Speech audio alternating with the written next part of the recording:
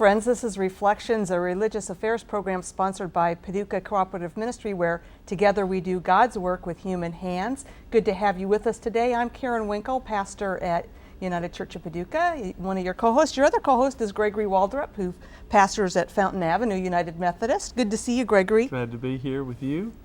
Glad to be here with you all. Welcome.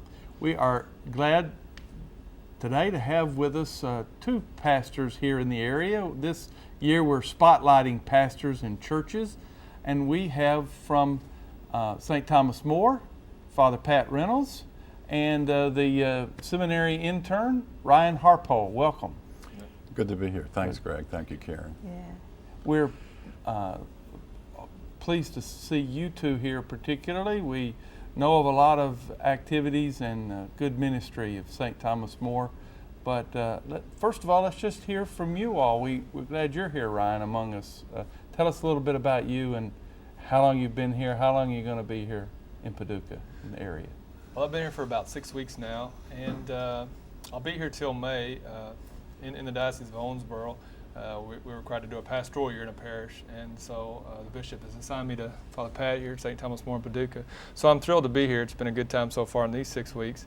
I'm originally from Henderson, Kentucky. Kind of grew up on a farm and went to Western Kentucky University. I actually taught high school agriculture for 5 years before deciding to go into seminary, and so I've been in seminary for the past 3 years and got a few more years to go. How long a seminary stay will you have? Well, it kind of depends on your education. For me, I had a college degree prior, so I had to do a year of philosophy and then 4 years of theology and then a pastoral year. So that kind of adds up to 6 years. So for me, another 6 years. I've done 3 this year and then 2 more years at St. Mindred, and then I'll be ordained by the bishop. So, hey, tell us, Father Pat, about. You know, I've been here in Paducah. It was 5 years in June at St. Thomas More, and as you get older, you don't know where the years go, but they just seem to pile on. But have been ordained 28 years, and so I've been pastor at several different places around Western Kentucky, which is the Diocese of Owensboro. I was an assistant for a few years at our cathedral in Owensboro, and then at Holy Name in Henderson, which is our biggest parish. And then my first pastorate was in Hardinsburg in Breckinridge County, which is up near Rough River. I was there for 6 years and got my feet wet on pastoring and making a dollar stretch as much as you can and running a school, and then I was in Morganfield for a little bit and then went away to school. The bishop sent me off to Catholic University in Washington to get a canon law degree. That and 50 cents would get you something, but I came back after those couple years of studying and worked at our tribunal at the chancery at the bishop's office in Owensboro. So I ran the tribunal for 8 years, and also had a little parish on the side there in Davis County, a little country parish, which was terrific. And then the bishop assigned me to Paducah, and for some reason I never thought I'd be in the very far western part of the state. I don't know why I thought that, because God's always surprising us. Right. But I've really come to love Paducah.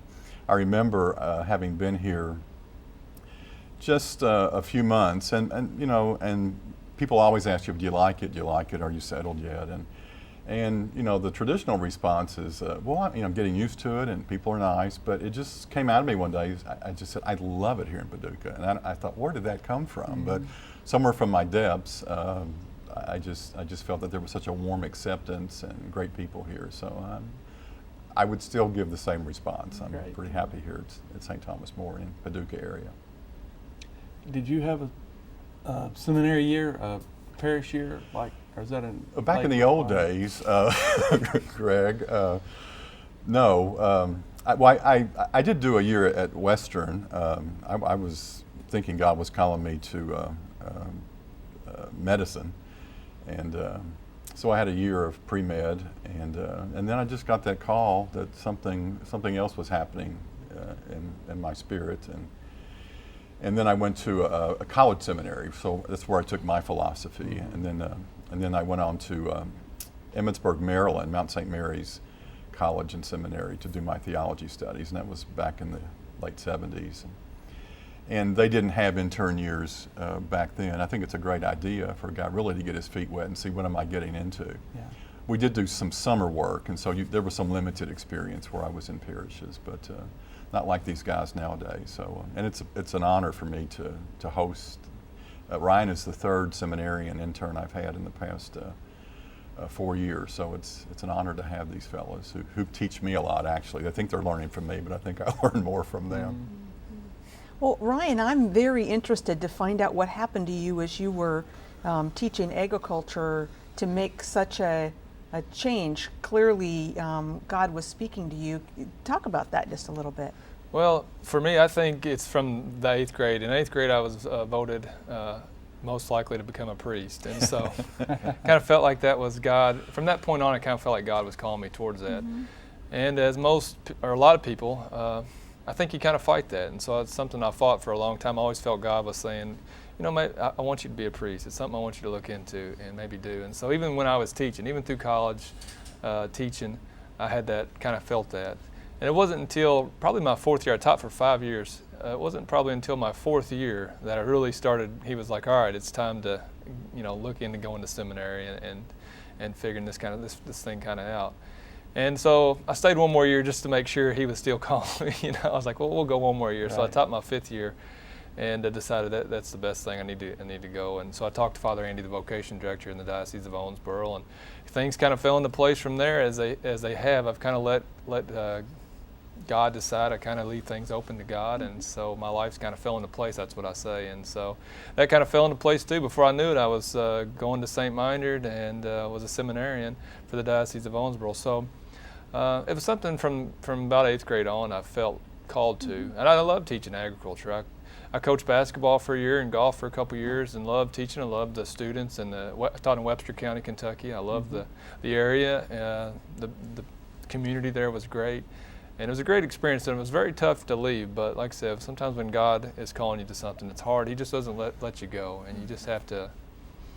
You just got to give in, and so that's what I did. And so far it's been great. It's been a great experience, and I'm glad I've done it. So, and all those gifts that you developed in your teaching life are all going to be so useful to you in your ministry in years to come. Yeah, God's really good at squeezing every drop out of the abilities and experiences that we've had, I think. Yeah. I think so. An ag teacher in a rural county is much like a pastor. I mean, they're very important to the community. They know a lot of the different families and the kids, and so it was a great experience. It definitely taught me a lot. So that's great. I'm intrigued. I'm like Father Pat, been several years since I've been in seminary. Now I'm wondering what's included in the seminary experiences. Now, obviously, you have a mentor here in this year, but a spiritual director, other kind of special connections as you are being formed? Yeah, each seminarian at St. Mindred, I go to St. Mindred Archabbey. It's a Benedictine monastery that has a seminary. And so we do have spiritual directors, each one of us. We're required, I think, to meet every 3 to 4 weeks. Of course, a lot of the monks do some of the teaching. There are lay people that teach as well. Besides that, we have daily mass, you have morning prayer and evening prayer.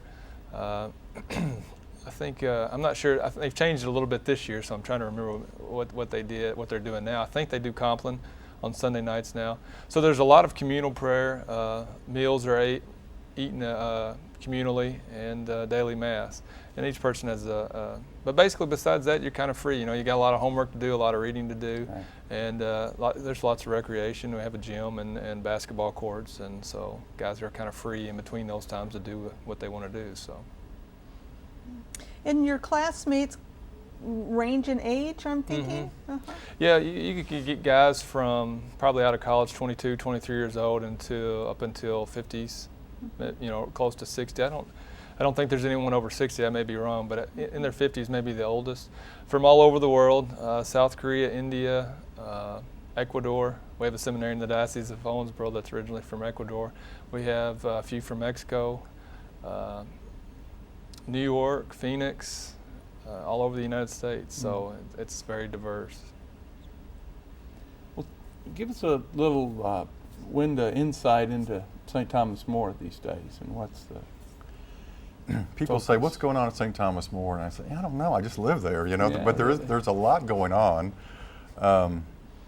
Well, some of the things I really would like and have invited and asked Ryan to be part of would be the different committee meetings, just to see the planning that goes on. And so, like whether that's the Finance Council or our Parish Pastoral Council, which meets monthly.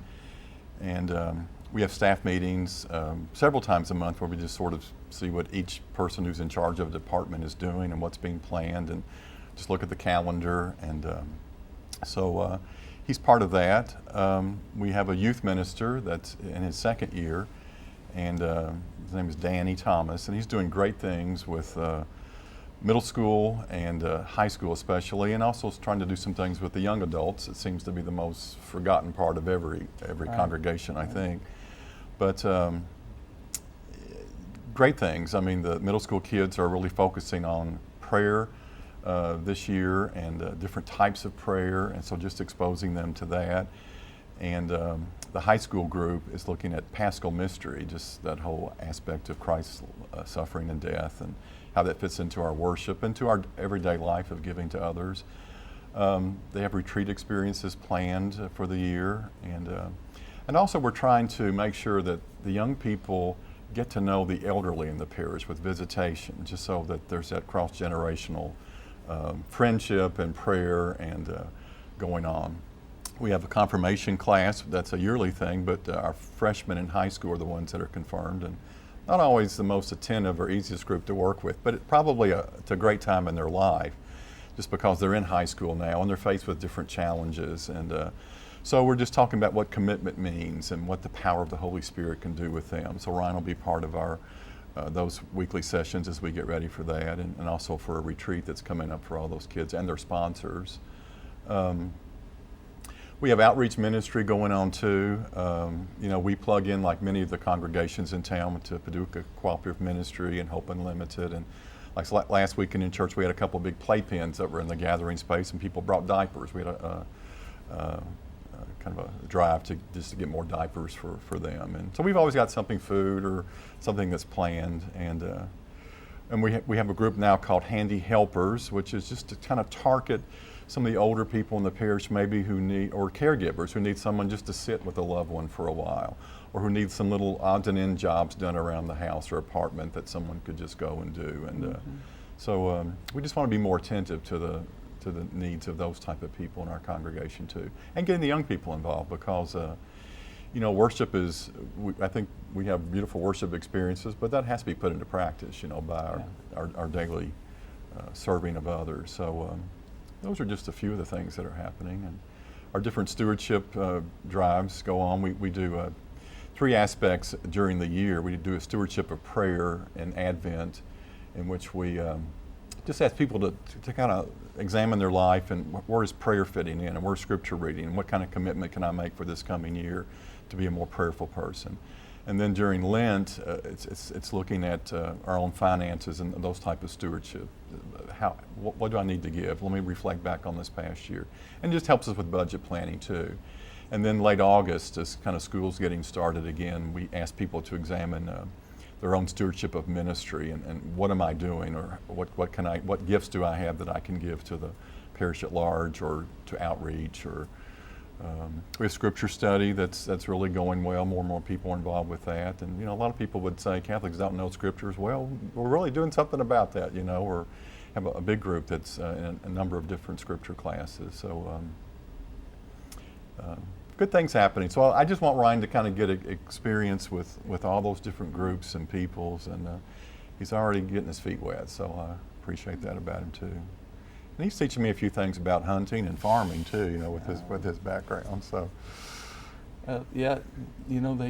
Jesus' dad may have been a carpenter, but he must have spent a lot of summers on the farm with somebody, because he never talked about anything but farm imagery, did he? That was a lot about what he talked about. That's true. Yeah. Agriculture, all the way. I'm curious, because your congregation is one where many, many things are happening, obviously. Do you have time off? Is there such a thing as free time for priests? Well, we're asked to take a day off a week. I'm not always real good at that, and maybe I'm not mentoring Ryan well. Although he knows that he needs to take that day off each week, and then we are canon law allows us to take off, several weeks, 3 weeks during the year, however you do that, either vacation or just continuing education and retreat time. And so, as we speak, I am planning to leave tomorrow for a convention in Kansas. So, and I'll get to see a lot of people I went to school with, and just an updating on theology and canonical issues. So, you know how conventions are. You go and you have some good workshops, and you have some free time too to be with friends. So, well, I had a conversation with a member of your congregation who, as we were talking, he was getting a little insight into the life of a Protestant pastor. Yeah. Said, it seems like Father Pat's always going on retreats. And that really isn't so woven into my life or that of my peers. And where does the development of your faith life and your seeking after God in a deep way, how does that factor into your service as a priest? well, I think we as ministers just can't be on call, 24/7. We often are. But we, just as Jesus had to go recharge and renew, sometimes at night and sometimes up on the mountaintop, or just to get away, to be in prayer with the Father. But it seemed as soon as he came back down, somebody was grabbing at him again, Mm-hmm. And that's what will happen to us. But we've got to go, otherwise we get burnt out. So, I'll take a prayer day once in a while, or the diocese or the group of priests will have maybe a spiritual day in which we come together, and there'll be someone who's leading us in some type of a conference, and some time for meditation. And actually I probably need to do that a little bit more often too, just to grapple with the scriptures but yeah, all ministers need to do that. Yeah. You both need to do know. that too. Yeah. Yeah. You're exactly No, right. I'm going to spend a week at a monastery in New Mexico. Oh, great. A couple weeks, and Great. that solitude will Great. be wonderful. Yeah. Great. Well, I'm interested in you've particularly focused here. You're in relationship in terms of ministerial formation. You talked about confirmation, which have sponsors, and about the interaction of relationships, and that you talked about the whole intergenerational thing with the young people and the seniors. I think that's a growing understanding across the denominations, across the traditions, and just talk a little bit about how central that is. Well, I tend to think that as people get older, they wonder about this next generation, But I remind them sometimes too that, your parents and grandparents had their questions about you also, and they'll laugh and they'll say, you're right. But of course the kids today have so many more challenges, I think, than we did a generation or two ago, and a lot more opportunities to sin and to get into trouble too. And so we've just got to expose them to healthy and creative ways of using that energy and of making life better. And I think kids are hungry to pray. Part of our life team, the teenage and the middle age experience, is several nights each semester just to go over to church and what they call exalt nights, in which they just have adoration, and it's gathered around the Eucharist, and just how they can just praise or just be quiet in the presence of the Lord, or else bring their petitions. But it's that type of sharing too that you find out kids are hungry to pray. They want to know how to pray, and they long for that. So and then they love it when they get their hands dirty helping somebody too. But just like us, we've got to have that balance. Holiness is always the balance in our life. We had a group of our teenagers that went to St. Louis this past summer, a Catholic Heart Camp. And they set up different camps across the country in which they go into inner city and help paint or help somebody move, or just poor families who need somebody to do something for them. And it was the hottest week of the summer when these kids went. It was like 100 degrees in St. Louis. And they worked all day long. They would come back at night. They stayed in the school and they'd pray, and they'd have meals and get to know kids from other parts of the country too. But one of the high school kids came back, you know, after just working hard and just, you know, sleeping in a sleeping bag on the gym floor for a week, who said, it was the best week of my life, you know. And, you know, things like that just touch you when the kids are talking about that. So, so I think we make a difference. And then I think when the older people in the congregation are matched with these kids, or they become prayer partners with each other, or those older people are sending them cards or letters of encouragement before their confirmation, and or the kids know when the older people's birthdays are.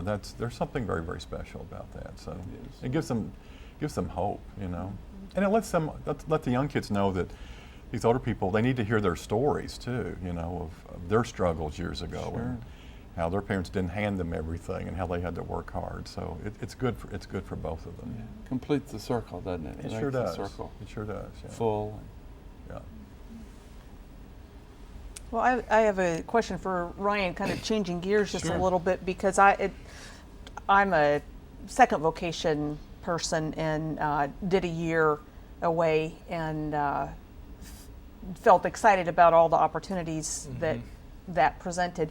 Are there particular things that you're hoping to learn, gain insight around? Do you have a little vision of what this year might offer you as you prepare for ordination? Well, I think my focus has been kind of as what Father Pat said. It was just more the how to run a parish, the different committees and things that are involved in these.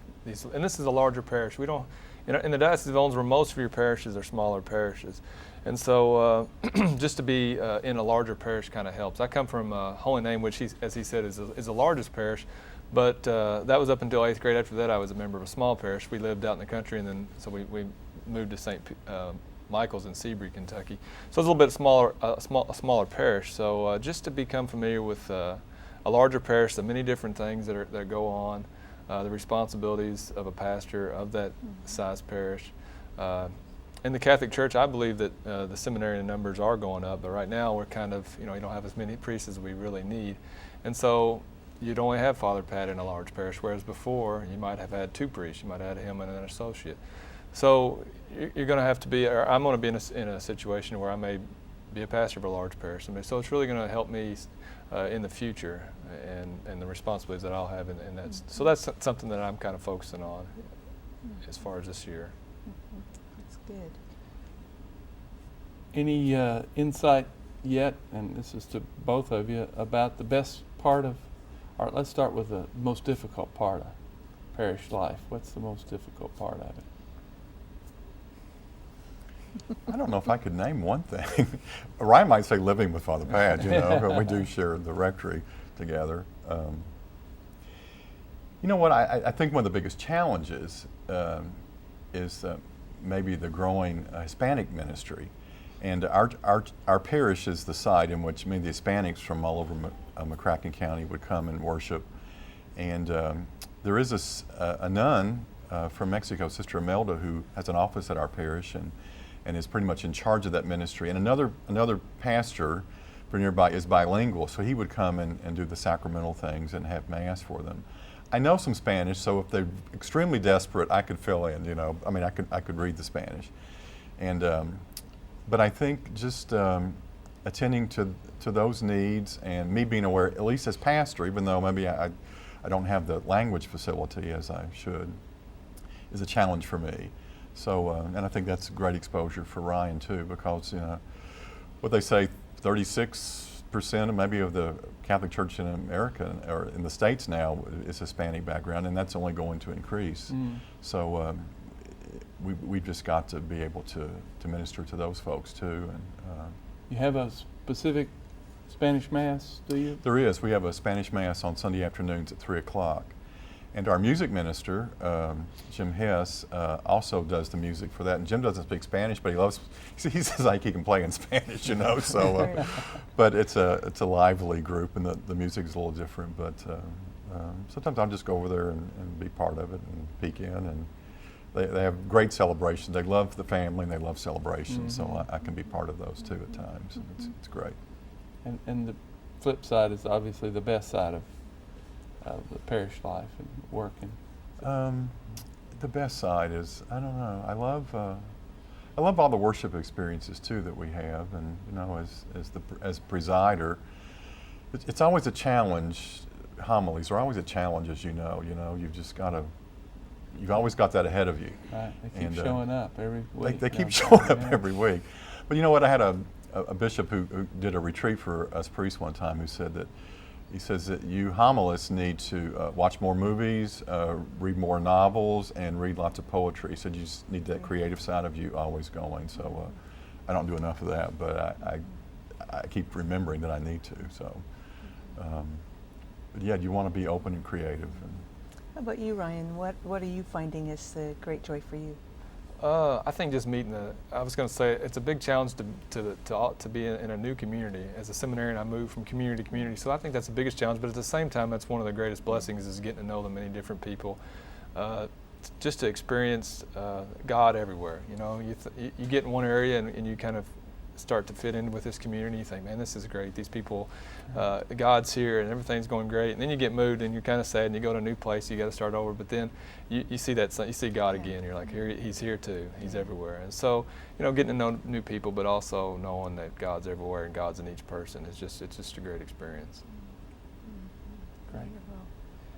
Last call here. We're just about out of time. Anything else we need to know about you two or the St. Thomas More? Well, you know, a big part of our ministry, budget ministry, is the St. Mary school system too. So a lot of our kids from the parish do attend pre-K through 12th grade over at St. Mary's too. So I'm canonical pastor there. So I mean, I'm there for meetings and some of that decision making and involvement with the kids. And so great things happen there. And Ryan's gone over and he's been playing some basketball with the kids. Just a good way to get to know them. So getting his feet wet there, but. Wonderful. Yeah, lots of good things going on though. Well, just great. a little taste of life at St. Thomas More. Yeah. Yeah, thank you, Father Pat Reynolds and seminarian Ryan Harpole for Thank you. sharing yourselves and your important ministry in this community with us. Good to be with you, And Gregory. you- Thank and you you. for joining us here on Reflections.